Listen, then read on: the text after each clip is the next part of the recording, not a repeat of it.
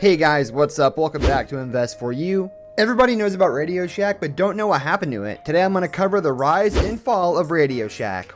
Let's get into the video. The glory years. If Radio Shack felt like a relic even in the 1970s, that's because it was one.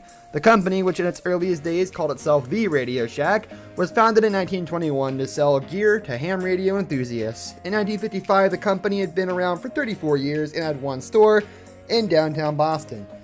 Over the next few years, it added another Boston store and two in Connecticut. In 1962, the chain had 7 stores and was still so tiny that it could show drawings of all of them in its catalog.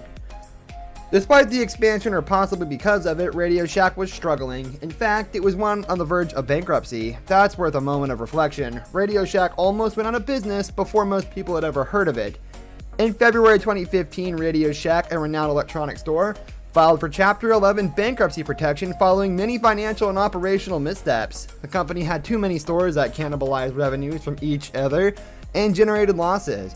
Radio Shack failed to adapt and stay relevant when most electronic sales shifted online and the retailer was stuck in brick and mortar locations only. By 2013 to 2014, Radio Shack had a high sales concentration coming from cell phones, which accounted for over 50% of the total sales and generated poor profit margins. The company frequently changed its management and direction for the turnaround. In addition, Radio Shack made a financial mistake by taking a loan from Salus Capital in 2013 that required the lender to close no more than 200 stores a year. Number 1, high store concentration. In 2014, Radio Shack operated about 4,300 stores in North America. However, there were many stores that were located too close to each other. For example, there were 25 stores near Sacramento, California, located within a 25-mile radius, and 7 stores within 5 miles around Brooklawn, New Jersey. With so many stores within close proximity to each other, Radio Shack experienced a significant drop in profitability and inventory problems as the store traffic dried up. It became very costly to maintain so many stores with sometimes insufficient inventory in one area. Number 2, online competition. Relying solely on its brick and mortar sales network, Radio Shack began experiencing significant profitability and sales pressure as consumers were buying electronic parts and other gadgets from online retailers like Amazon and eBay. For many consumers, Radio Shack became irrelevant, and any electronics could be purchased cheaper with a click of a button and delivered anywhere within the US. Moreover, consumers made numerous complaints that Radio Shack lacked certain inventory, making it even less likely that shoppers would come back. Number 3, product concentration. In the early 2000s, the company made a strategic shift towards buying cell phones and accessories that proved to be lucrative for some time. By 2014, cell phones alone accounted for about 50% of the company's total sales, making it a very risky proposition of a high product concentration.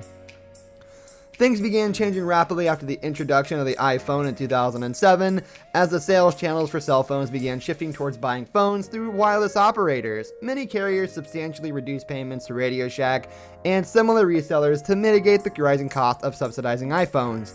As a result, Radio Shack's profit margins and sales deteriorated significantly, precipitating the company's bankruptcy. Number 4, management problems. The constantly changing management did not help the company's efforts to turn itself around. From 2005 to 2014, the company changed its entire chief executive officer 7 times. Joseph Magnacca joined Radio Shack in 2013 as its CEO to speed up the turnaround.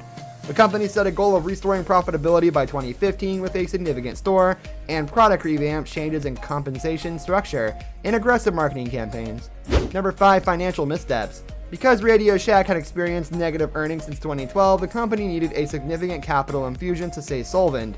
In October 2013, Radio Shack was able to obtain a $585 million line of credit from GE Capital and a $250 million term loan from Salus. The $250 million term loan came with a condition that Radio Shack could not close more than 200 stores per year without Salus's consent.